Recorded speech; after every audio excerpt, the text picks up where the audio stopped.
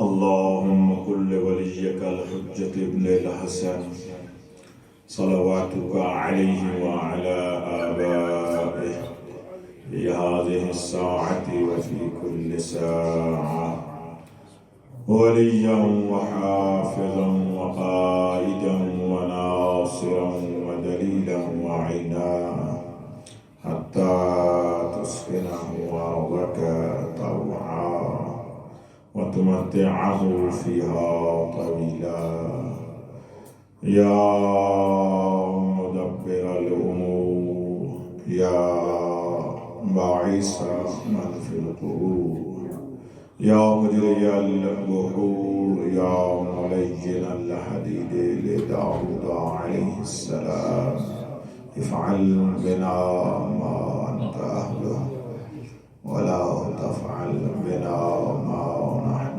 أهله أن تصلي على محمد وآل محمد وعجل فرجهم وسهل مخرجهم ولعن أعداءهم أجمعين صلوات اللهم صل على محمد وآل محمد. أستغفر الله ربي وأتوب إليه لا حول ولا قوة إلا بالله العلي العظيم أفوض أمري إلى الله إن الله بصير بالعباد رب اشرح لي صدري ويسر لي أمري واحلل عقدة من لساني يفقه قولي أعوذ بالله من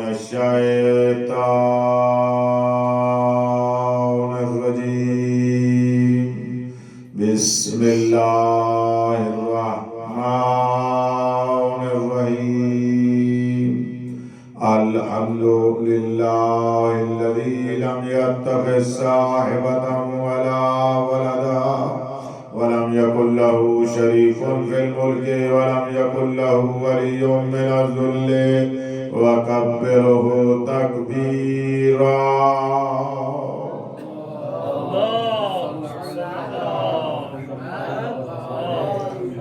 الصلاة والسلام على رسوله الذي أرسله بالحق بشيرا ونذيرا وداعيا إلى الله بإذنه وسراجا منيرا سيدنا ونبينا محمد المصطفى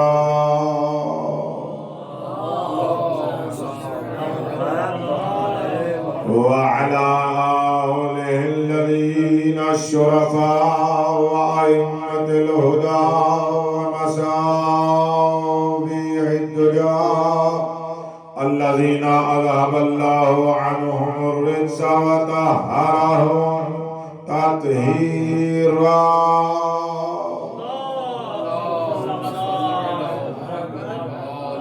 لا سيما بقية الله الأعظم روحي وأرواح العالمين لتراه بمقدمه الفداء ولعنة الله على الأعداء من يوم ظلمهم إلى يوم الجزاء أما بعد فقد قال الله تبارك وتعالى في كتابه الأعلى بسم الله الرحمن الرحيم حميم والكتاب المبين إنا جعلناه قرآنا عربيا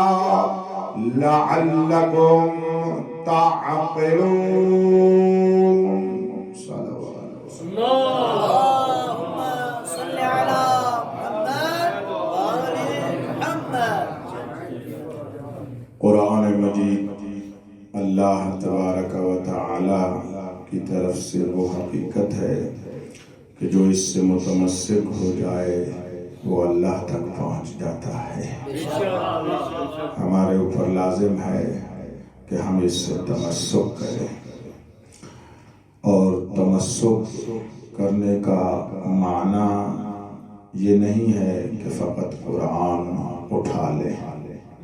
تمسک کا معنی یہ ہے کہ اس پر ایمان لے آئے، اور ایمان اس وقت آتا ہے جب اس کا عرفان آتا ہے۔ تو عرفان قرآن سے ایمان آئے گا، ایمان کے درجوں کے ذریعے سے یہ قرآن سے تمسک ہو جائے گا، اور جتنا تمسک بڑھتا چلا جائے گا اتنا ہم خدا کے مقرب بندے بنتے چلے جائیں گے۔ اور تمسک کا محکم ہونے کا معنی یہ ہے کہ ہماری معرفت قرآن کے بارے میں بڑھتی چلی جائے گی۔ جتنی معرفت اس کے بارے میں بڑھتی چلی جائے گی، وہ عرفان قرآن ہمیں خدا کی بندگی کی دعوت دے گا اور خدا کے سجدوں کا حکم دے گا۔ یہ بندگی اور سجدے جب قرآن کی معرفت سے حاصل ہوں گے تو یہ سجدے ہمیں بارگاہ حق میں پہنچا دیں گے، ملاقات الہی پر پہنچا دیں گے، لقاء اللہ تک پہنچا دیں گے۔ اور اسی وجہ سے ان مجالس میں چاہا گیا کہ ایک تو مجلسیں قرآن کے عرفان کے بارے میں عرض کر دی جائیں۔ جو صاحبان کل مجلس میں تشریف فرما تھے انہوں نے ملاحظہ فرمایا کہ ہم نے قرآن کے آثار سے اس کی معرفت کو حاصل کرنا چاہا، اور دوسرا اس کی معرفت میں جو ہم نے بہت بڑا قدم اٹھایا ہے وہ یہ ہے کہ قرآن حقیقت لا تتناہا ہے، وہ لامحدود واقعیت ہے جو اللہ کی سب شے کو اپنے اندر رکھے ہوئے ہے۔ اس میں ہر شے کا علم موجود ہے، اس میں ہر شے موجود ہے۔ کوئی ہو اس سے حاصل کرنے والا، کوئی ہو اس کو لینے والا۔ ابتدا میں ایک سوال کا جواب دیتا جاؤں، ایک بڑا مہم موضوع ہے، وہ یہ ہے جس طرح کل 4 آیتیں پڑھ کے ہم نے عرض کیا کہ قرآن مجید میں ہر شے کا علم موجود ہے۔ تو سوال یہ ہے کہ ہم قرآن کے ماننے والوں کو اس قرآن کو پڑھ کر بھی کیوں ہر شے کا علم موجود نہیں ہے؟ ہمیں کیوں ہر شے کا علم نہیں حاصل ہو جاتا؟ ہم اس قرآن کو پڑھتے ہیں جس میں ہر شے کا علم ہے۔ لا رطب ولا یابس الا فی کتاب مبین۔ جب ہر چیز کا علم موجود ہے تو ہم پڑھنے والوں کو قرآن کو پورا پڑھ جاتے ہیں، ختم قرآن کر جاتے ہیں۔ ہمیں پورا علم قرآن کیوں نہیں آتا؟ تو جواب اس کا بڑا روشن ہے۔ اگر پڑھنے سے علم قرآن آ جاتا ہوتا تو پھر نہ معلم قرآن کی ضرورت تھی، نہ اس کے محافظ کی ضرورت تھی۔ اس کے پڑھنے سے تو نہیں آ جاتا۔ بھائی بڑی توجہ کیجئے گا، قرآن مجید کو ایک معدن اور کان سے تشبیہ دی گئی ہے کہ قرآن مجید اللہ کیا معدن ہے، یا فرمائے خزانہ ہے۔ مختلف تعبیرات ہیں آیات میں کہ قرآن مجید کیا ہے۔ تو اب اگر ہمیں کہا جائے، توجہ فرمائیے گا، کہ فلان جگہ پر سونے کا معدن ہے، سونے کا کان ہے، چلو یہی آپ مشرق مقدس میں تشریف فرما ہے، فیروزہ کا پہاڑ ہے، مثلا فیروزہ کی کان ہے، ٹھیک ہے۔ اگر کان میں سونا موجود ہو، آیا ہر کوئی قادر ہے جا کے وہاں سے سونا نکالنے کا؟ یہی بات ہے، قرآن معدن ہے، ہر چیز کا علم ہے، تو وہاں کے لیے کیا کرنا پڑے گا؟ سب سے پہلے علم ہو۔ بڑی توجہ دیجیے گا، علم ہو کہ یہ سونے یا چاندی کی یا فیروزہ کی یا کسی بھی کان، کسی بھی دھات کی فلاں کان ہے، پہلے علم ہو، اور پھر یہ عرفان ہو کہ اس کے اندر کیا جواہر ہیں، کیا حقائق ہیں۔ اس علم کے بعد اگر میں چاہتا ہوں اس کو لوں، بڑی توجہ، اس سے حاصل کروں، تو پھر میرے پاس وہ فن اور علم ہونا چاہیے جس کے ذریعے سے کان میں داخل ہوا جاتا ہے۔ بات میری سمجھ آتی رہے تو صاحب تو اسی روزے کی حالت میں بات ٹھیک کہہ رہا ہوں، وہ میرے پاس علم ہو، وہ فن ہو جس فن کے ذریعے سے میں کام میں وارد ہو سکوں۔ تو آج کل یونیورسٹیوں میں اسی کے اوپر پی ایچ ڈی ہو رہی ہے کہ کام سے کیسے، مادن سے کیسے حاصل کیا جاتا ہے، تو وہ فن کا ہونا ضروری ہے۔ اور اگر وہ فن بھی آ جائے، ایک آدمی نے ڈگری لے لی، آیا وہ جا سکتا ہے پھر بھی حاصل کر سکتا ہے؟ کہتے ہیں نہیں، پھر اس کے پاس ابزار اور وسائل ہونے چاہیے، ہتھیار ہونے چاہیے جس کے ذریعے سے پتھر کاٹ سکے، اس معدن کو کھول سکے اور اس کو کھول کر اس کے اندر سے جواہر نکال سکے۔ ایسے ہی نہ ہو کہ اوپر سے ہتھوڑا مارے، نیچے سے ہیرا ہی ٹوٹ جائے۔ توجہ فرما رہے ہیں؟ بلاخر ایک سلیقہ ہے کہ اس کے ابزار ہیں، اپنے ابزار ہیں، اپنے وسائل ہیں، اپنے ہتھیار ہیں، ان کے ذریعے سے وہ اندر جا سکتا ہے۔ اور یہ سب کچھ ہو، علم بھی ہو اس کے پاس، فن بھی ہو اس کے پاس، ابزار بھی ہو، شاید پھر بھی حاصل نہ کر سکے۔ کیوں؟ جب تک، بڑی توجہ کرنا، بڑی خوبصورت بات کرنے لگا، یہ سب کچھ ہے، پھر کس چیز کا انتظار ہے؟ میں رک گیا ہوں، پھر بڑی توجہ کرو، یہ سب کچھ ہے، کیا ہے؟ علم ہے، فن ہے، ابزار ہیں، سب کچھ اس کے پاس ہے، یعنی اس کے پاس طاقت کیا ہو گئی ہے؟ پوری ہو گئی ہے، تو یہ جا کر پھر بھی حاصل کر سکتا ہے؟ نہیں، پھر بھی حاصل نہیں کر سکتا۔ پھر اس کو اجازت چاہیے اس کی جو اس کان کا مالک ہے، اس کا اذن ضروری ہے، اس کی اجازت ضروری ہے، وہ اجازت دے گا تو حاصل کر پائے گا۔ اب یہ جاتا ہے لیکن پوری قدرت نہیں رکھتا، اجازت بھی مل رہی ہے، وہاں پر گیا، علم سارا رکھتا تھا لیکن پھر بھی اس کو ہر لمحے پر ایک کی ضرورت ہے جو اسے کامل استفادہ کرنا سکھائے۔ بس، اور اس کے باتیں بھی آپ خود سماعت فرما سکتے ہیں، میں زیادہ وقت نہ لوں، تھوڑا ہی وقت ہے میرے پاس اس موضوع پر، تو یہی جملہ کافی ہے۔ تو جس طرح کان میں سونا موجود ہو اور اس کو حاصل کرنے کے لیے مجھے اتنا کچھ کی ضرورت ہے، قرآن میں ہر شے کا علم موجود ہے۔ اس ہر شے کا علم لینے کے لیے مجھے کچھ شرائط کی ضرورت ہے، کچھ آداب کی ضرورت ہے، کچھ علم کی ضرورت ہے، کچھ فنون کی ضرورت ہے، کچھ سجدوں کی ضرورت ہے، کسی سے اذن کی ضرورت ہے، کسی کی بارگاہ میں سجدے کی ضرورت ہے، کسی سے مانگنے کی ضرورت ہے، کسی کے سامنے جھکنے کی ضرورت ہے۔ بہت شکریہ۔ بر محمد و آل محمد صلوات۔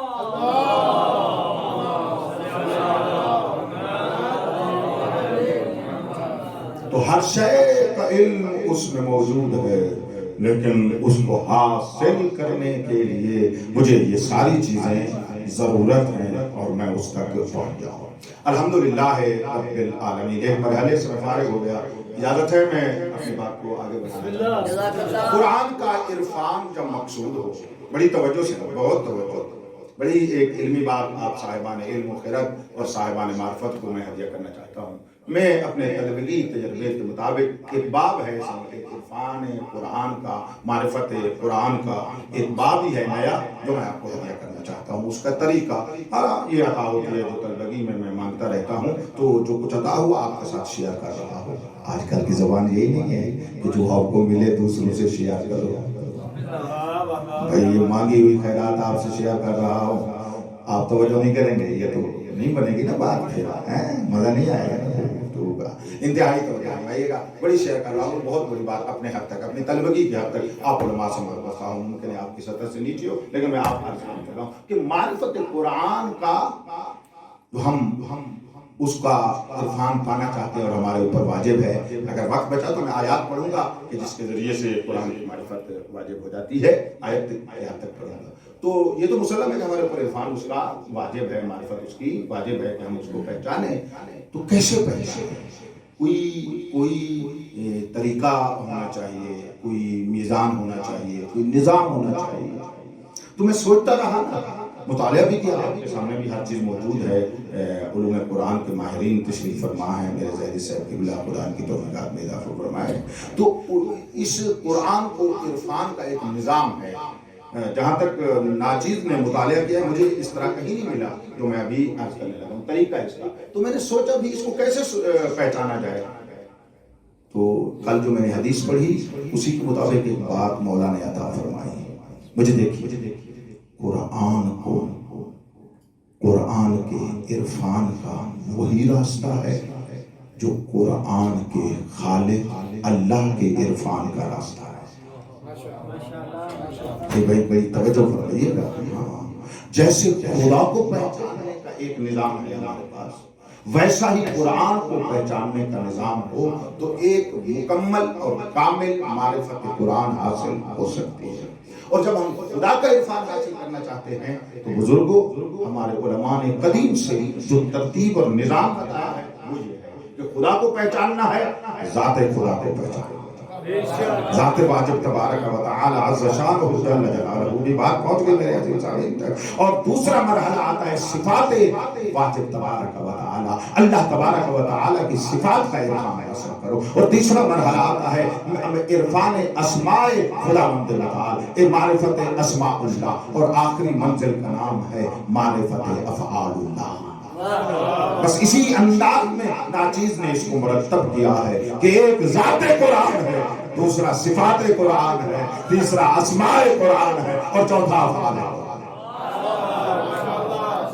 یہ ترتیب ہے جسے میں نے کہیں نہیں دیکھی, بندے نے نہیں دیکھا. اگر کہیں ہو کسی بزرگ نے قدماء میں بیان کی ہو تو میں حاضر ہوں. اور اسی کے اوپر اپنی کتاب کو میں نے مرتب کیا ہے. کتاب کا نام بھی عرفان ہے, قرآن ہے. آج آپ کو کہہ رہا ہوں دعا کریں, ایک حصہ اس کا لکھا جا چکا ہے, اور دعا کریں کہ یہ مکمل ہو جائے. جو کچھ لکھا جا چکا ہے اسی سے پڑھنے لگا ہے. تھوڑے بندوں نے اس پر مجھے ساتھ دینی چاہیے. بتائیں کیوں میں کہہ رہا ہوں, کیوں کہہ رہا ہوں. ایک ہوتا ہے ابھی کیا, ایک چند چیزیں دیکھی اور آپ کو سنا دیا.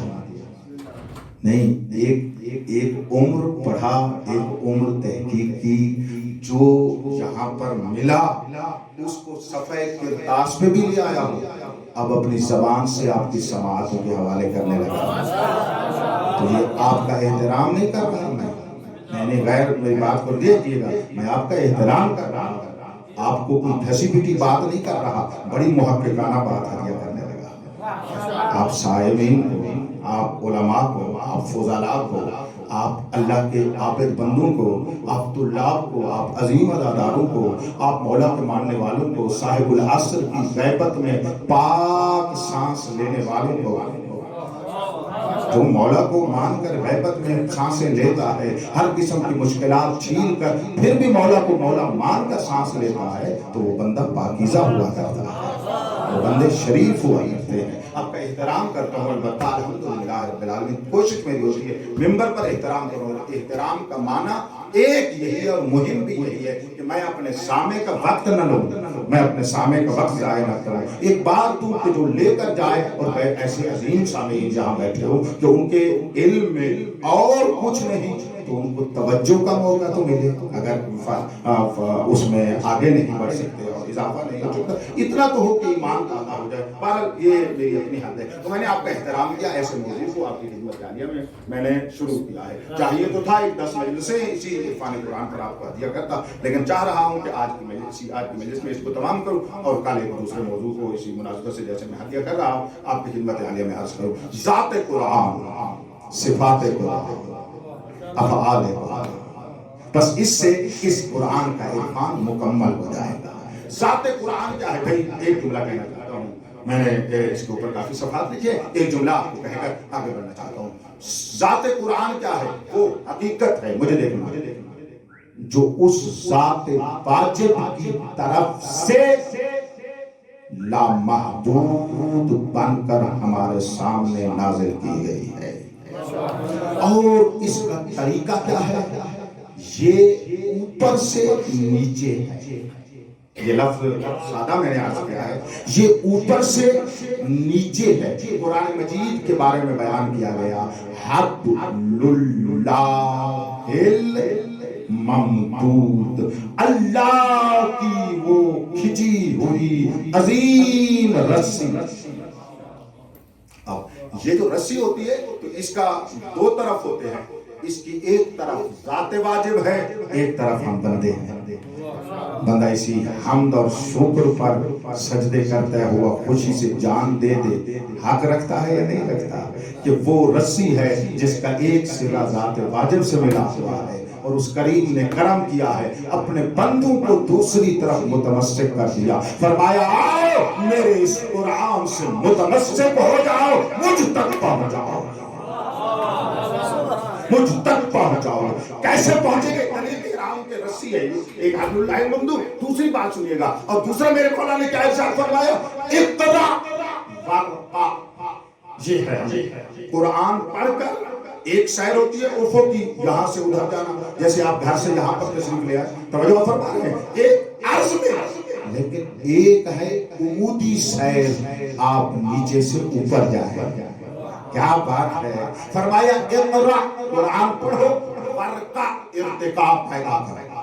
یعنی پڑھتے جاؤ ترقی ہوتی جائے گی، قرآن پڑھتے جاؤ ارتقا ملتا چلا جائے گا. جتنا قرآن پڑھو گے اللہ کے قریب ہوتے چلے جائے گا. اس کی ذات ایسی ہے، اور ایک مرتبہ اس ذات کا ہمیں دیا، کہا یہ تمہارے پاس ہے. یوں کہہ دوں نور قرآن کی ایک تجلی ہمارے وجود کے ساتھ، اور اس کی حقیقت خود خدا کے پاس.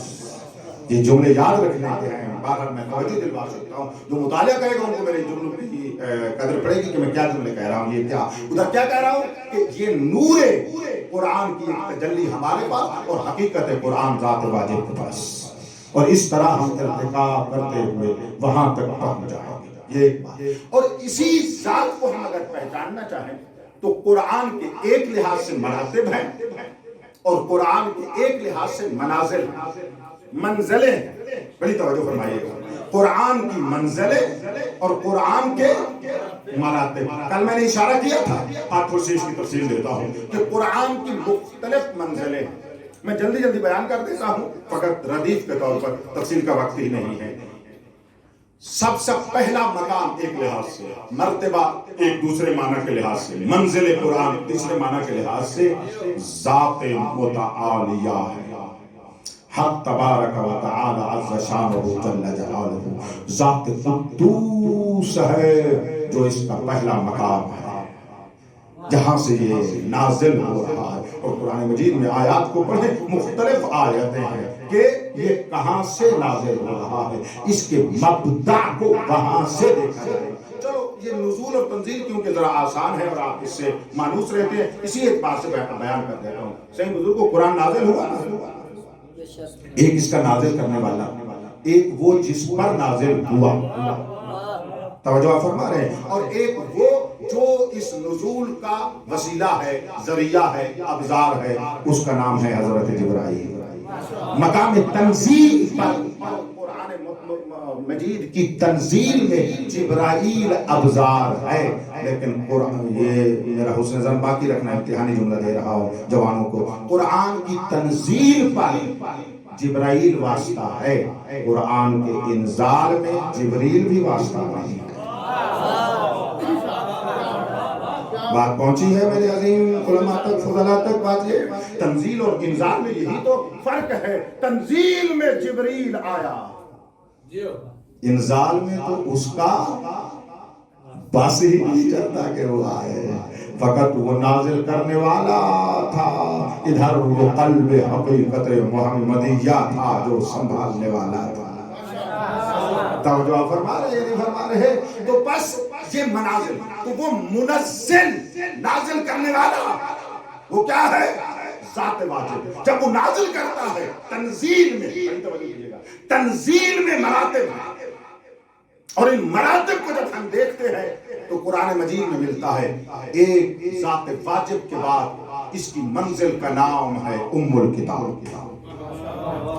اس کی منزل کا نام ہے مقام لدن، اس کی منزل کا نام ہے لدینا، اس کی منزل کا نام ہے، انتہائی توجہ کیجئے گا، رق منشور۔ یہ ساری قرآن کی لفظیں میں فقط بیان کر رہا ہوں، فہرست تفسیر کا وقت نہیں، ایک دو جملوں پر میں تھوڑی سی تفسیر دینا چاہتا ہوں۔ رق منشور، اور اس کے بعد کیا ہے؟ کتاب مسطور، اور فرمایا اور اس کا مقام تفسیر، کتاب فصلت احکامہ، جس کے احکام کو تفصیل سے بیان کیا گیا۔ ان منازل سے ہوتا ہوا جب ہمارے سامنے قرآن آیا تو فرمایا تمہارے لیے ہم نے اس قرآن کو عربی مبین میں نازل کیا۔ یہ آخری منزل ہے کہ جس کے بارے میں فرمایا گیا آپ کے لیے ہم نے عربی مبین میں نازل کیا۔ سورہ مبارکہ دخان کی میں آیتیں کل سے آپ کی خدمت عالیہ میں پڑھ رہا ہوں، اسی کی طرف ہی جاتا ہوں۔ بسم اللہ الرحمن الرحیم، حامیم والکتاب مبین۔ کتاب مبین کو کل آپ نے سماعت فرمایا، میں نے عرض کر دیا کہ کتاب مبین وہی ہوتی ہے جس کے اندر ہر چیز کا علم آشکار ہو۔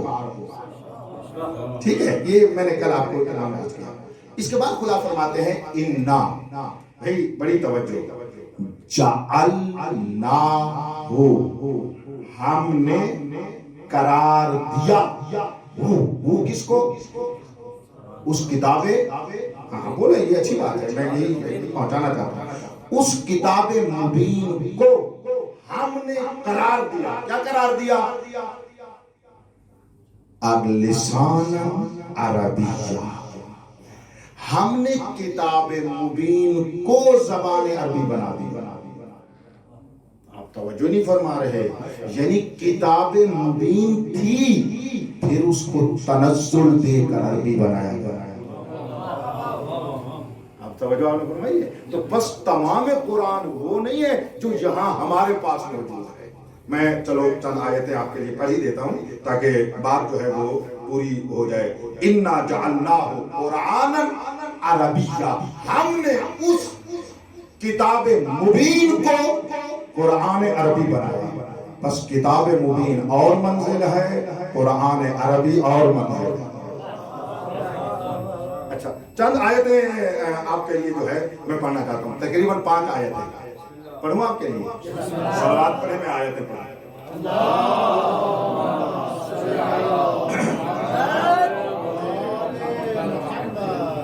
سورہ یوسف میں ارشاد فرمایا انا انزلناہ قرآنا عربیہ، ہم نے اس کو قرآن عربی نازل کیا۔ بس 2 چیزیں ذہن میں رکھیں، ایک بات جعلنا ہو، دوسری بات انزلنا ہو، یعنی ہم نے کتاب مبین کو، اس حقیقت کو، مجھے دیکھئے گا، پہلے قرآن عربی بنایا، پھر عربی بنا کے نازل کیا۔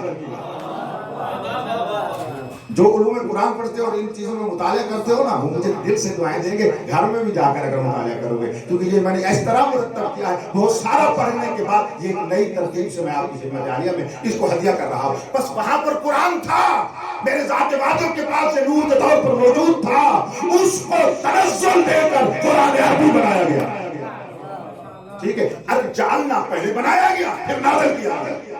اس کا معلوم ہوا جس کو اللہ بناتا ہے پھر اسی کو نازل کرتا ہے،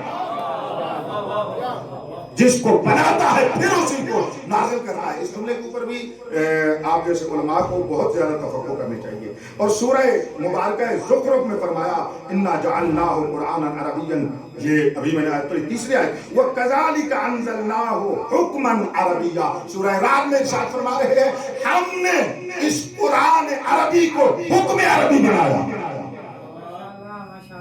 کیا بنایا ہم نے؟ حکم عربی۔ حکم عربی نام ہے قرآن، ذہن میں رکھیے گا، ایک وصف ہے کہ قرآن جس طرح عربی ہے اسی طرح حکم بھی عربی ہے۔ یہ حکم سے مراد وہی حکم نہیں ہوتا جو ایک حاکم حکم لگاتا ہے، یہاں حکم سے مراد ایک شے کا محکم ہونا ہے۔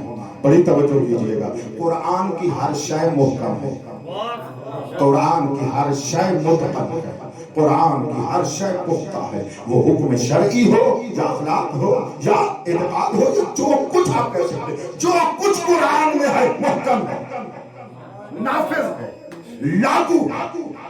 یہ ایک ایک آیت بات چاہتی ہے ہمارے لیے، اور آپ اس کو جانو۔ وَكَذَلِكَ أَنزَلْنَاهُ حُكْمًا عَرَبِيًّا، اور پھر سورہ شورى میں فرمایا بِاللِّسَانٍ عَرَبِيٍّ مُبِينٍ، ہم نے اس کو واضح آشکار عربی زبان میں نازل کیا، ہم نے واضح اور آشکار اس کو عربی زبان میں نازل کیا۔ کتاب فصلت آیاتہ قرآنا عربیہ، پھر سورہ فصلت کا ہے، یہ ہم نے نازل کیا۔ بڑی توجہ کیجئے گا، میں نے جان کر ہر آیت کے آخر پر ایک جملہ تھا جو میں نے تلاوت نہیں کیا، جان کر تلاوت نہیں کیا، اب کہنا چاہتا ہوں۔ ان 5 آیتوں میں ایک ہی بات ہے، پروردگارا تیرا قرآن تھا، تیرا نور تھا، لدائے کا تیرے پاس تھا، وہیں رہ جاتا، اس کو عربی مبین بنا کے کیوں نازل کیا؟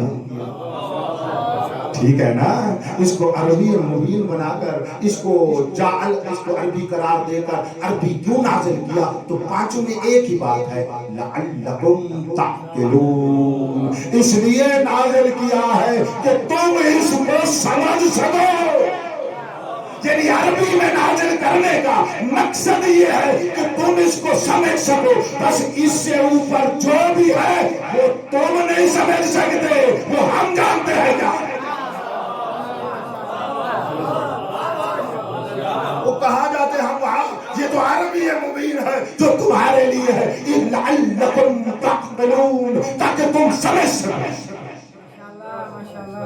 فیاض صاحب خداوند متعال فرما سکتے تھے لعلکم تفہمون، کہہ سکتے تھے یا نہیں کہہ سکتے تھے، لیکن اللہ نے فرمایا تعقلون۔ ایک آیت میں کلمہ ہے، یا لعلہم یعقلون، یا مخاطب یا غائب کا صیغہ، لیکن ہے تعقل کی بات۔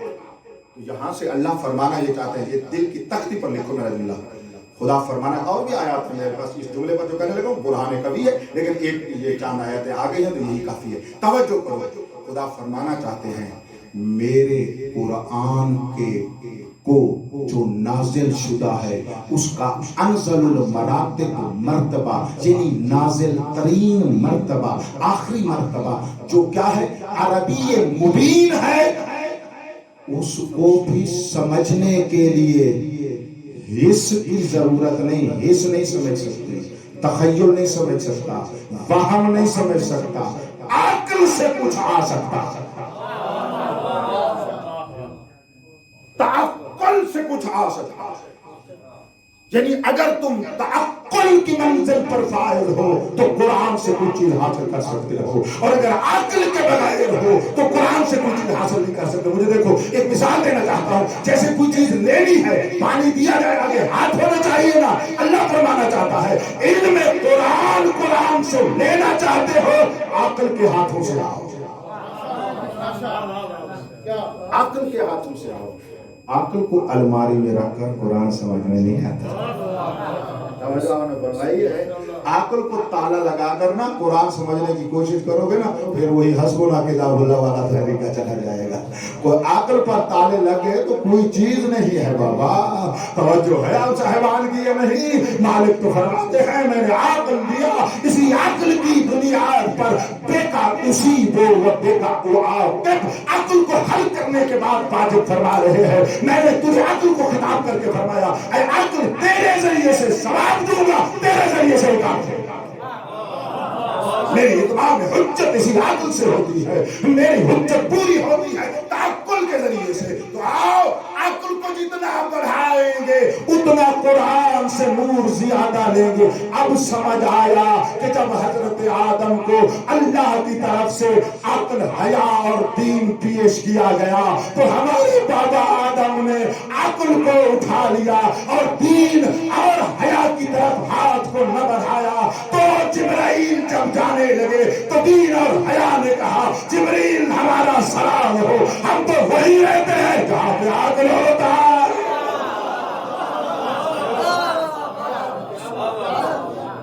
دین وہاں ہے جہاں پر عقل ہو، یعنی قرآن وہاں ہوتا ہے جہاں پہ عقل ہو۔ اس کا معنی یہ ہے کہ عقل کے بغیر نہ دین ہوتا ہے نہ حیا ہوتا ہے۔ بس جملہ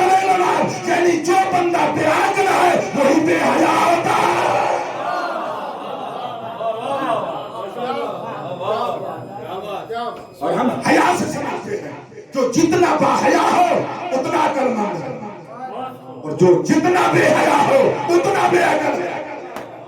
और जितने ये बेहया थे जिन्होंने रसूल के दर का हया न किया, यही तो कुल्ले आकल के दुश्मन हो गए। पीछे रह गए, नाराज भी ना होना, यहाँ पीछे रह गए। बहुत बड़ी बात मैंने हदिया किया आपको। उन्होंने जिन्होंने हया न किया कुल्ले आकल के दरवाजे का, वही तो कुल्ले आकल के दुश्मन थे, वही कुल्ले आकल के दुश्मन है ना। तो लअल्लकुम ताक़िलून, ये अरबी मुबीन में नाज़िल हुआ कि हम समझें। और दूसरा इस बात के बारे में अर्ज करता चला जाऊं, कुरान की एक कुरान की जबान के मुताबिक अर्ज कर रहा हूं, मलकूत है, एक मुल्क है। मलकूत हकीकत कुल्ल शैइन, हर शय की हकीकत जो है बुजुर्गों उसको मलकूत कहते हैं, और उसके ज़ाहिर को मुल्क कहते हैं। आप समझ में फरमाई है, यानी अब कहना चाहता हूं मकाम लदुन्न कुरान, मकाम लदुन्न कुरान मलकूत कुरान है, और अरबी मुबीन कुरान मुल्क कुरान है। और खुदा ने दरवाजा यही करा दिया, फरमाया मुल्क से मलकूत की तरफ आओ। सुभान अल्लाह, सुभान अल्लाह। जो पहुंचे हो यानी ज़ाहिर से बातिन तक पहुंचो। बस यहाँ पर मेरे दो जुमले बड़े कीमती हैं, याद कर लो, दिल की तख्ती पर लिख लो। एक पूरी मेरे जितना जुमला है, मैं आगे बढ़ जाऊंगा, कोई वजाहत नहीं करना चाहता। इंतहाई तवज्जो करो, जुमला यही है, जो बंदा ज़ाहिर कुरान का इनकार करे और कहे इसके बगैर मैं बातिन तक पहुंच जाऊंगा, वो जाहिल नादान है। यही तवज्जो कीजिएगा, बड़ी तवज्जो कीजिएगा। जाहिर का इनकार करके बातिन तक पूछूं, ये जाहिल नादान है। और जो बंदा जाहिर पर ठहर कर बातिन का इनकार कर दे, वो भी शैतान का पैरोकार है। मिल गई, वजाहत नहीं करता, इसको देखते देखते ही रहिए। बस कुरान के जाहिर को हमें हुक्म हुआ है, रिवायत है पूरी, मौला फरमाते हैं जाहिर पर भी ईमान ले आओ, बातिन पर भी ईमान। ये जो फर्क कहते हैं हमें जाहिर काफी है, वो भी गलत है। जो कहते हैं बातिन काफी है, वो तो वैसे झूठ बोल रहे होते हैं, क्योंकि बातिन तक इंसान जाहिर के बगैर पहुंचते ही नहीं है। बातिन तक तो इंसान जाहिर के बगैर पहुंचते नहीं है, वही होते हैं जो जाहिर से वहां तक पहुंचे जाते हैं, यहाँ तक एक मंजिल। अब मैं ज्यादा बात मुल्क पर करूं या मलकूत पर करूं?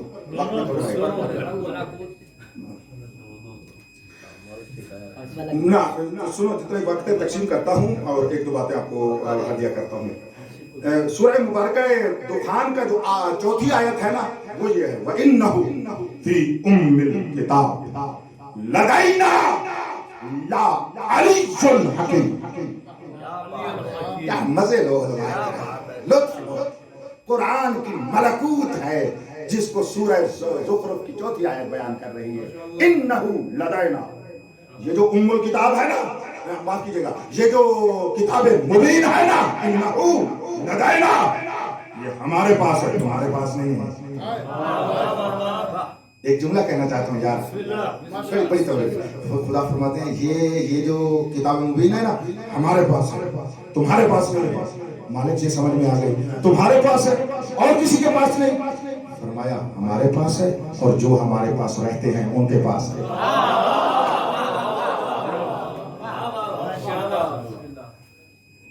वहीद दहर की क्या बात है। ये आया है तो ये ऊँटू बंद हुई है। सलवात बुलंद आवाज से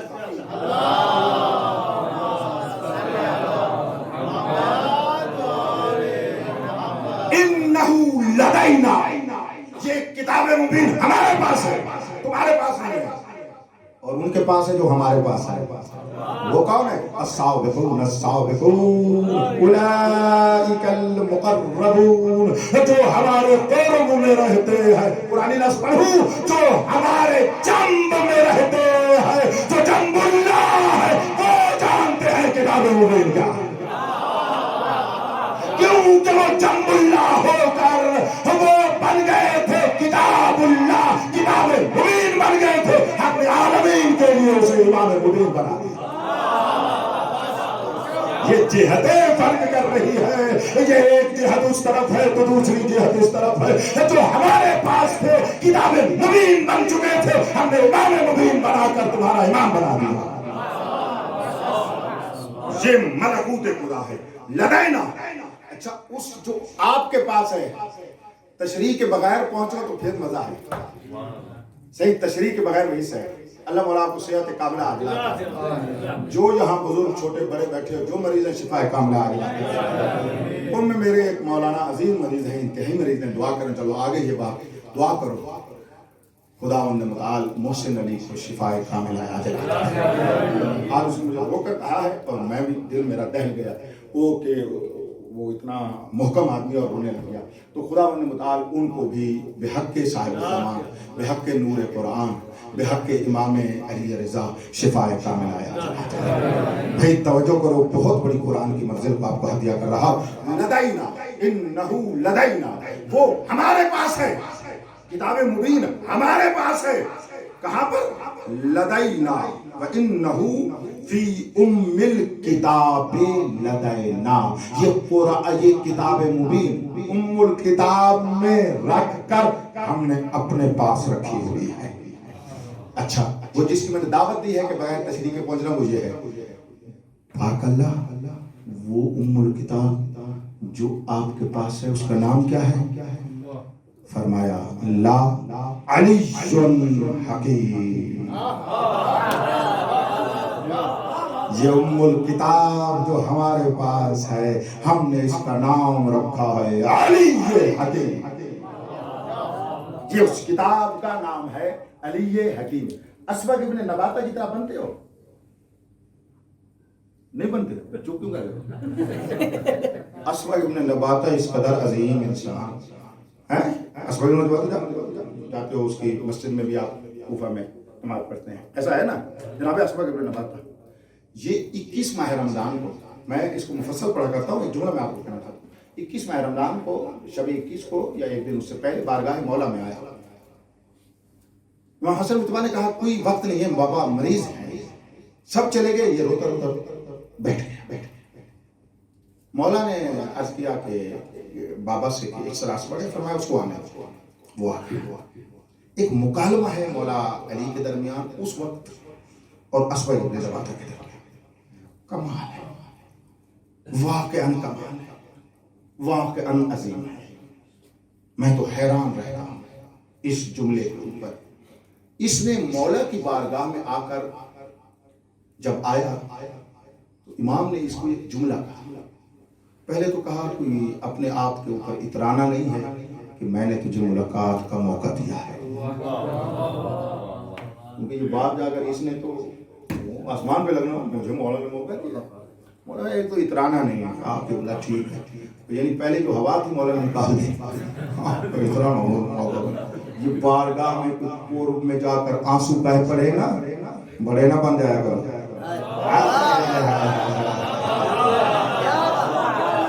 مولا رضا کی بارگاہ میں آنسو آنے لگ جائے نا تو بندہ کہتا آج بڑی زیارت قبول ہے بس اب تو کسی کو ایسے نہیں دیکھنا جھوم کر کے دیکھنا ہے. نہیں نہیں نہیں نہیں.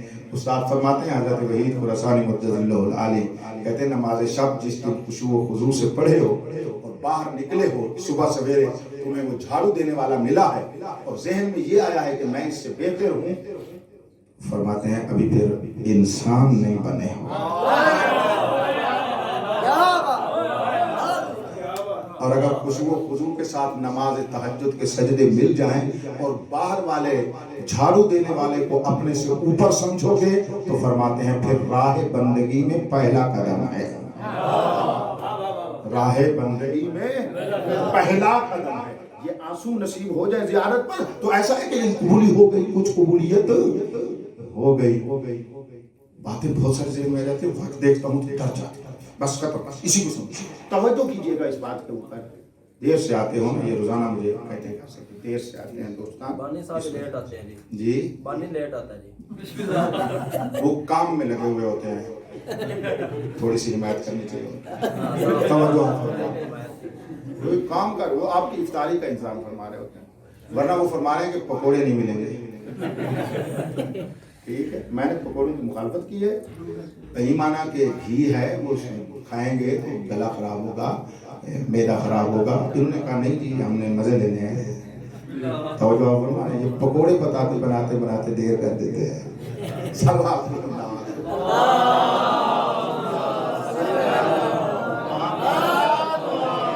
या साहिब ज़मान अता फरमाए कुछ बातें हदिया कर सकूं। बड़ी तवज्जो फरमाइएगा, बस काफी है इस पर रहने। बातें वाली पूरी बात आज कर देता हूं। खैर, तो अस्बग इब्न रबाता पहुंचा, पहले मौला ने इसको ये कहा, इसके बाद मौला ने फरमाया तो बड़ा अजीम आदमी है, बड़ा अजीम आदमी है। अंता कसीरुल मऊना, जिसको समझ आए वाह वाह जरूर करे बगैर तर्जुमे के। व कलीलुल मऊना, कसीर के आगे मऊना ऐन के साथ है, कलील के आगे मऊना हमजा के साथ है। ऐन के साथ हो तो मदद, हमजा के साथ हो तो बोलो खर्च। फरमाते हैं अस्बग इब्न रबाता तेरी मदद ज्यादा थी, खर्चा थोड़ा था।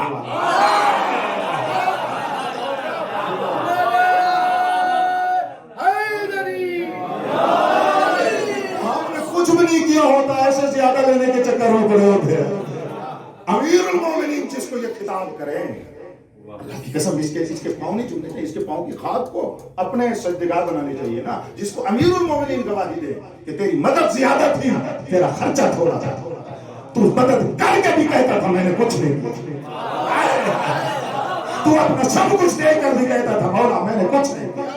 जब इसने ये जुमला कहा, इसने अपना अकीदा अमीरुल मोमिनीन की शान में वो सुनाओ।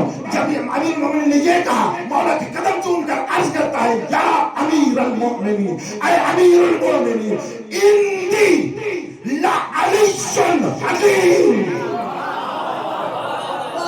ऐ मेरे मौला, आप सूरह ज़ुखरुफ में जो अल्लाह ने फरमाया है वइन्नहु फी उम्मिल किताब लदैना ला अलीयुन हकीम, वो अली हकीम आप ही तो है।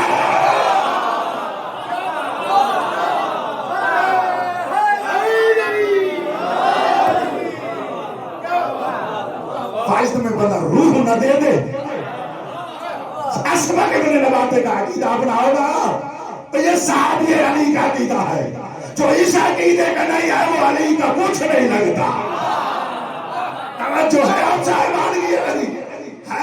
जब इसने कहा, मेरे मौला ने फरमाया मौला तेरे अल्लाह तेरे मार्फत में और इजाफा फरमाए, तेरे दरगाह बुलंद हो।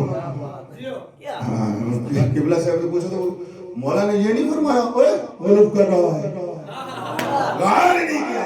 मैं इसको इल्मी अंदाज में पूरा करूं, इसको क्या कहेंगे? सुन्नत में क्या कौन सी तीन चीजें होती हैं? जवान बोलो, बड़े नहीं, जवान बोलो। सुन्नत में तीन चीजें कौन सी है पावले? तो ये कौन सी हो जाएगी आखिरी?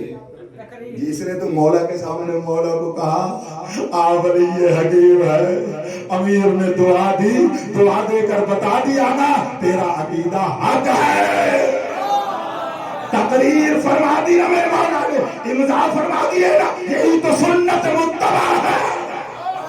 इसी सुन्नत की तो इत्तिबा की जाती है, इसी की तो पैरवी की जाती है।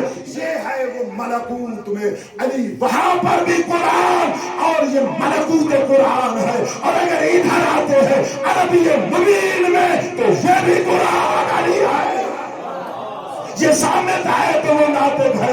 जिस तरह कुरान मलकूत से लेकर मुल्क तक एक हकीकत लामुतनाहिया है, मेरा अली मलकूत से लेकर मुल्क तक हकीकत लामुतनाहिया।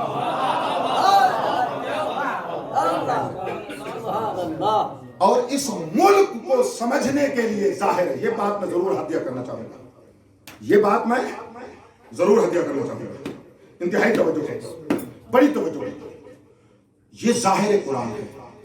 हम तुम इस जाहिर को समझने के लिए कहां से चले? घरों से। ऐसा है ना? चलो मैं आपसे एक सवाल करता हूं, इस पे बुजुर्गान मेरा मदद करें, मादत के साथ सादात इतने बुजुर्ग बैठे उलमा फैयाज फकीह मुज्तहिद जो फतवा देते हैं किससे देते हैं? कुरान और सुन्नत से, ठीक है? उनसे फतवा देते हैं। सवाल, जाहिर कुरान और सुन्नत से या बातिन से? बोलो। जाहिर से शाबाश, जहां बातिन की बात नहीं। यानी शरीयत में जो भी हुक्म करते हैं ये ठीक है ना? تو جب بندہ فقیہ اور مجتہد بنتا ہے اس وقت وہ ظاہر قرآن کو سمجھنے والا ہوتا ہے. کیا بات ہے. اور ایک مجتہد کے پاس کتنی پی ایچ ڈی ہونی چاہیے؟ پرانوں کے مطابق 9، آج والوں کے مطابق 11. یعنی علم لغت پر صاحب نظر پی ایچ ڈی ہو، ڈاکٹریٹ ہو، صاحب نظر. پی ایچ ڈی بھی تھوڑا میں کہہ رہا ہوں، اس سے اوپر والی بات ہے، کیونکہ یہ لفظ پی ایچ ڈی ذرا آسان ہے، ہر ایک کو سمجھ آتا ہے، میں اس لیے جملہ کہہ رہا ہوں. ٹھیک ہے. علم لغت، صرف نحو، معنی بیان، 12 علم ہے. علم لغت میں کتنے علم ہیں؟ 12 علم ہے. ایک کے آپ قاری ہیں، ٹھیک ہے، وہ ایک علم ہے. 12 علم ہے، ان کے اوپر مسلط ہو، ان میں صاحب نظر. پھر علم اصول پہ صاحب نظر، علم رجال میں صاحب نظر، علم درایت میں صاحب نظر. ٹھیک کہہ رہا ہوں یا نہیں؟ علم فقاہت میں علم نظر، یعنی علم الفقہ میں صاحب نظر. ٹھیک کہہ رہا ہوں آپ کو؟ علم سنت میں صاحب نظر، قرآن میں، تفسیر میں صاحب نظر، اور جتنے علوم ہیں. تو یہ پڑھنے کے لیے کتنا عرصہ لگتا ہے؟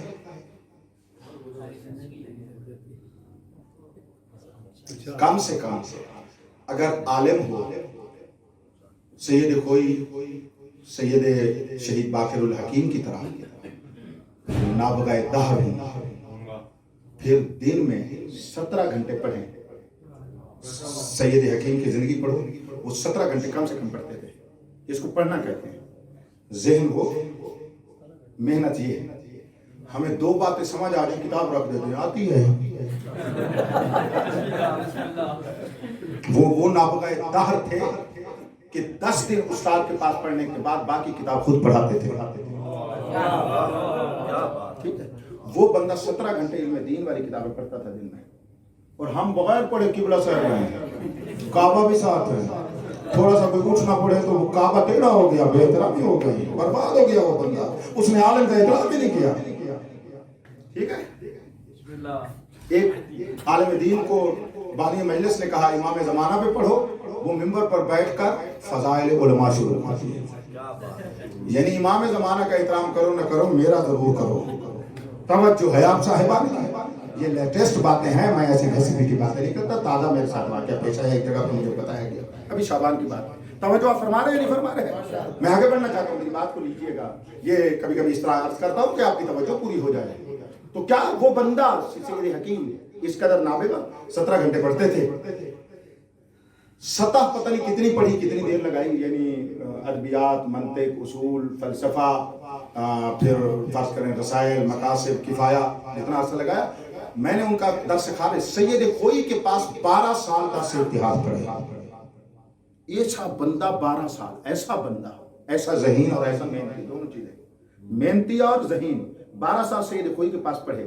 سید کوئی نے فرمایا آپ مجتہد بننے ہیں، میرے پاس آپ کو آنا ضروری نہیں ہے. لیکن پھر بھی 1 سال اور بھی 13 سال استاد کے کہنے کے باوجود کہا نہیں، میں آپ سے بارگاہ سے زیادہ کسب کرنا چاہتا ہوں. اسے کہتے ہیں لائق شاگرد. وہ لائق نہیں ہوتا جسے استاد کہے آؤ پڑھو، وہ کہے سے میں کامل ہوں.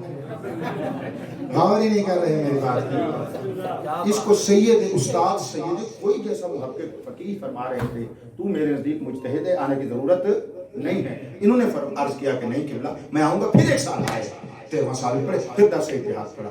ایسا بندہ، چلو میں نے ایک مصداق سے بات کی ہے. تو فقیہ بننے کے لیے یعنی ظاہر قرآن کو سمجھ کر ظاہر شریعت میں فتویٰ دینے کے لیے 13 سال وہ لگا لو، 12 سال وہ لگا لو، 10 سال اور لگا لو، چلو 8 سال اور لگا لو، 20 سال بنتے ہیں نا.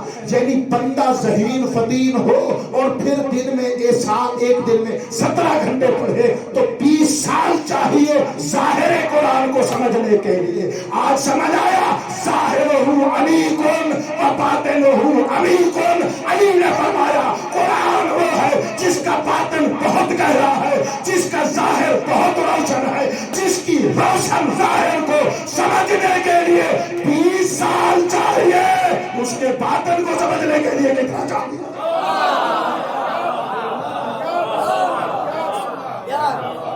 اب سمجھ آیا ہے قرآن کا ظاہر کیا ہے. اب وقت ہوتا تو میرا آج ایک پروگرام تھا کہ آپ کو ظہور قرآن بتاتا، لیکن وقت نہیں رہا. ٹھیک ہے کہ ظہور قرآن کیا ہے. بس اتنا کہہ دیتا ہوں، جن بچوں کے ذہن میں یہ ہے نا کہ ظاہر قرآن کا معنی یہ میں نے قرآن پڑھا اور جو پہلی نگاہ میں معنی میرے ذہن میں آ گیا وہ ظاہر قرآن ہے، وہ سمجھ لیں یہ ظاہر قرآن نہیں ہے. اس کو ظاہر قرآن نہیں کہا جاتا. یہ ظاہر قرآن حجت نہیں ہے. ادھر کہتے ہیں ہم کہ ظاہر قرآن حجت ہے. فقاہت کی معراج کا نام ہے فہم ظہور قرآن سنت، اور ظہور قرآن سنت ظاہر اور ملک قرآن ہے، حقیقت قرآن نہیں ہے. جس کے ظاہر کو سمجھنے کے لیے اتنی محنت کرنی پڑے اس کے باطن کو لینے کے لیے سجدوں کے بغیر نہیں ملے گا. ظہور کے لیے قرائن داخلیہ، ادلہ داخلیہ، دلائل خارجیہ، دلائل لفظیہ، دلائل عقلیہ، اس کے سیاق و سباق کو اور پوری آیات کو اور پوری روایات کو دیکھنے کے بعد ایک آیت یا کلمے کا ظہور ظاہر ہو سکتا ہے. لہذا ہمیں حکم ہے، رسول علی فرماتے ہیں استظہر القرآن، قرآن سے ظہور کو مانگو، استظہار کرو ظاہر قرآن کو. اور ظہور ایسے سمجھ آنے والی بات نہیں ہے. جتنے علوم ہیں یہ ظاہر قرآن کو سمجھاتے ہیں، یہ ظاہر قرآن کو سمجھانے والے ہیں. صلوات بلند آواز سے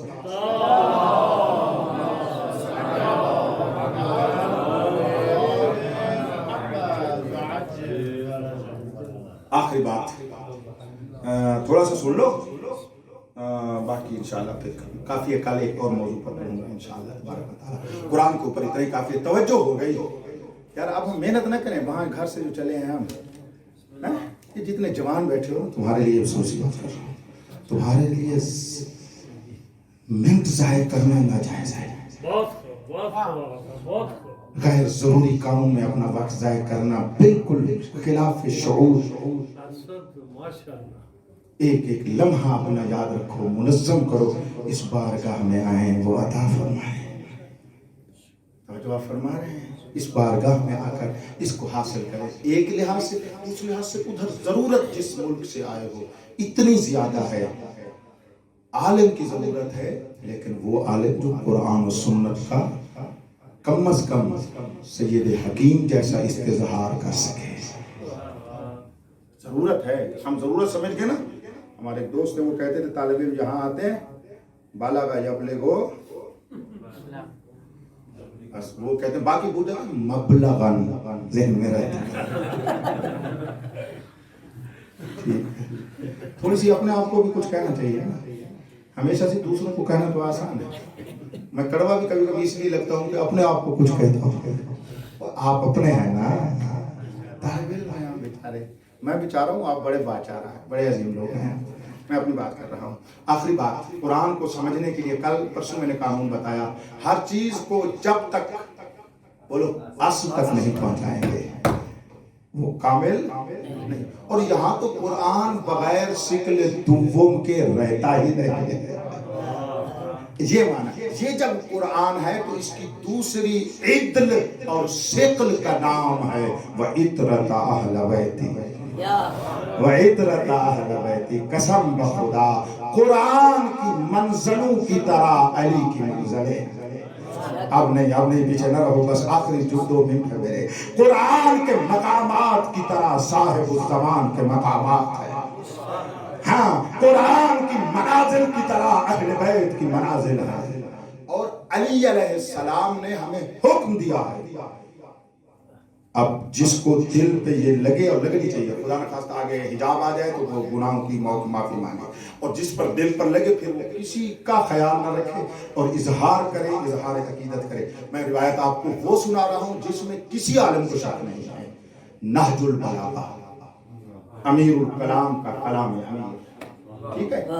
خطبہ نمبر 87 ٹھیک ہے. یہ جو آپ کے پاس یہاں پر فارسی ترجمہ شدہ ہیں نہج البلاغہ، اس میں امیر المومنین कुरान की शान बयान करने के बाद इरशाद फरमा रहे हैं वबैनकुम इतरतु नबियकुम, तुम्हारे दरमियान तुम्हारे नबी की इतरत है, वहुम अज़िम्मतुल हक़ व अअलामुद्दीन व अलसिनतुस सिद्क़। क्या बात है, वो हक की महार हैं, वो दीन के परचम हैं, वो सच की जबान, यानी उनकी जबान पर सच के अलावा कुछ आता ही नहीं है।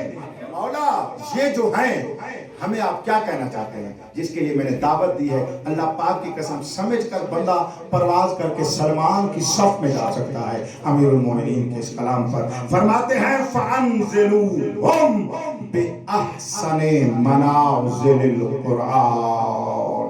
जब इतरत अहले बैत तुम्हारे दरमियान मौजूद है, फा के साथ तफरीही करके अली फरमा रहे हैं फ़अन्ज़िलूहुम, बस इतरत अहले बैत को नाज़िल करो, किस पर, फ़अहसना मनाज़िलिल कुरान, कुरान की आम मंजिलों पर नहीं, कुरान की अहसन मंजिलों पर नाज़िल करो। हमने कहा कुरान की अहसन मंजिल को समझा और कहा हमने अपने मौला को अहसन मनाजिल पे ले आए। इतने जाहिल और नादान और घटिया बन गए हैं हम उनको अपने जैसा कियास करके सोचने बैठे लग जाते हैं, क्योंकि हमें दिखते अपने जैसे हैं तो बस वो हम जैसे हैं। अरे खाक में तो हम जैसे, जाहिल नादान कहाँ खाक में हम जैसे हैं, उनकी खाक तो वो खाक है जो आला इल्लीयीन का मकाम है।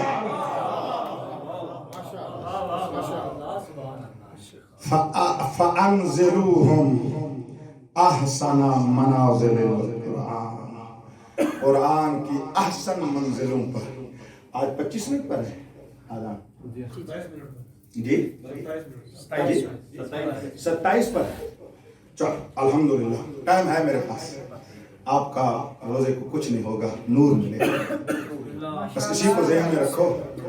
कल मेरा इरादा ये है कि मैं लैलतुल क़द्र पे पढ़ूं, क्योंकि माह मुबारक रमज़ान में रोज़े थे, उसके बारे में अर्ज़ हुआ थोड़ा सा।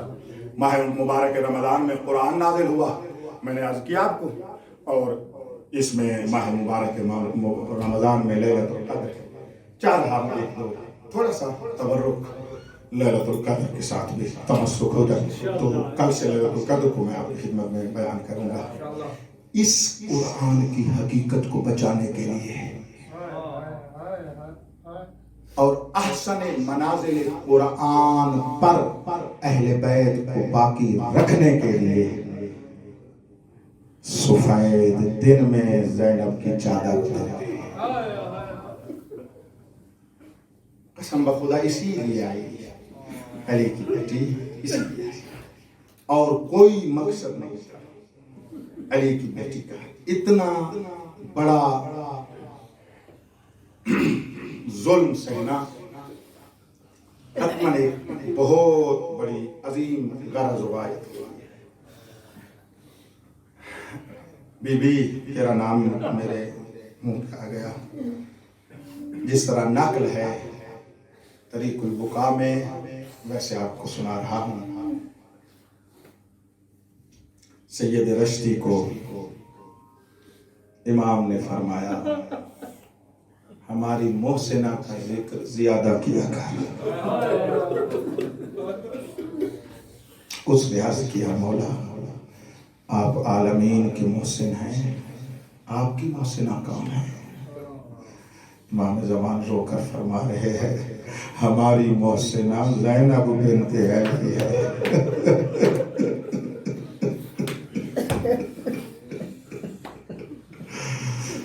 जिसने हुसैन के बाद हुसैन बनकर अली भी बचाया, इमामत भी बचाई, मेहदी तक के अइम्मा को और इमामत को बचाया, जिसने कुरान बचाया, जिसने कुरान बचाया। शाम गरीबा हम कहते हैं, लेकिन आपको मक्तल की किताबों का गवाह बनाकर कह रहा हूँ, किसी मक्तल की किताब में भी ये नहीं लिखा हुआ कि जब सूरज डूब गया था तो उन्होंने चादरें लूटी थी। अभी दिन खड़ा था जब वो चादरें लूटी। अजरकुल्लाह, जो सैयद बैठे हो दुआ मांगो, जो मुक़्तदार बैठे हो दुआ मांगो, रोना आए। अल्लाह पाक की कसम, कोई ज्यादा देर हुसैन मौला की शहादत को नहीं गुजरी थी। मैं तो इसी सोच कर बड़ा रोता हूँ अपनी तन्हाई में। बस इतनी देर लगी खैम को जलाने में, उधर मौला का सर तर से जुदा हुआ। देर कितनी लगी, बस वो मक्तल से खैमे आया। उसके एक हाथ में हुसैन का सर था, तलवार लहराता हुआ नेज़ा लेकर आया, पीछे इसके फौज थी। इस जालिम ने आकर कहा, आओ लूटो तबर्रुका दलियो बतूल को, कैदी बना के ले चलो आले रसूल को। अल्लाह पाक की कसम, अब जो आग लगी है ना, आग लगने में सामान की तो बात ही नहीं है, क्या कुछ जल गया उसकी तो बात ही नहीं है। बात बड़ी इज्जत वाली बीवियों की है। जब खैमे जले हैं ना, बीवियों का काम यही था। हर छोटी बीवी बड़ी बीवी का सहारा लेकर कहती थी, जल के मर जाए या बाहर चले जाए, जल के मर जाए। यार कोई इतना प्यारा था पर्दा। बीबी ज़ैनब के सारे आदमी ने कहा, ठहरो मैं अपने इमाम बेटे से पूछती हूँ। उस वक्त चलती हुई मौला के पास आकर कहती है, सज्जाद, तेरे बाबा का कातिल ने खैमा जला दिया, अब हमें हुक्म दे, हम जल के मर जाए या बाहर जाए। ये पहला सवाल इमामत है। इमाम से तड़प कर कहते हैं, मौला हम फरमाते हैं, जान बचाओ, तू हमें बचाने वाली है अम्मा। बीबियां बाहर आई, इन जालिम के बच्चों ने फिर लूटा, पता नहीं कैसे लूटा। बीबी की चादर का जुमला मैं एक मजलिस में आपको सुना चुका हूँ। एक जुमले की तरफ तवज्जो दिलवाता हूँ। जब ये बाप का कातिल जुसैन की 4 साल बच्ची के करीब आया, 4 साल बतूल ने अपने हाथ दोनों में से अपने कानों में रखे, रो कर कहती है, बाबा का कातिल मुझे लगा। बस रोने वालों मकदल की किताबों में इतना रोने क्या है। इस जालिम का नजर हाथ बढ़ा, इसके हाथ में तो राय, बच्ची के कानों से खून बहा, रोकर का चचा, देख मेरे दोनों दे गए। अजरुकुम अल्लाह। इस रोजे की हालत में एक आंसू और आने के लिए एक रिवायत पढ़ता हूँ और इसी के ऊपर खत्म कर देता हूँ। हम करबला में पढ़ते हैं, सैयद माफ कर देना, हम करबला में पढ़ते हैं अली और बतूल के बेटे मारे गए। लेकिन मक्तल की किताब जाकर पर करबला में 10वीं के दिन को जहां अली और बतूल के बेटे मारे, वहीं पर बेटियां मारी। अल्लाह पाक की कसम, बहुत सारी बीवियां, बहुत सारी बीवियां नेज़े के नोक से मर गई। बहुत सारी बीवियों का हाल कुछ ऐसा अंदाज में था। बीबी ज़ैनब ऐसे बढ़ने लगी, बीबी को पाँव से कोई चीज अटकी हुई नजर आई।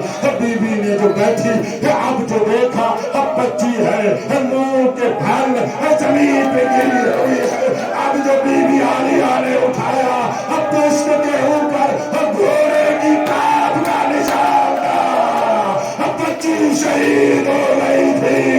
बीबी ने बच्ची उठाई और कहा, हुसैन, तूने मर्दों के लाशें उठाए और मैं बेटियों के लाशें, या हुसैन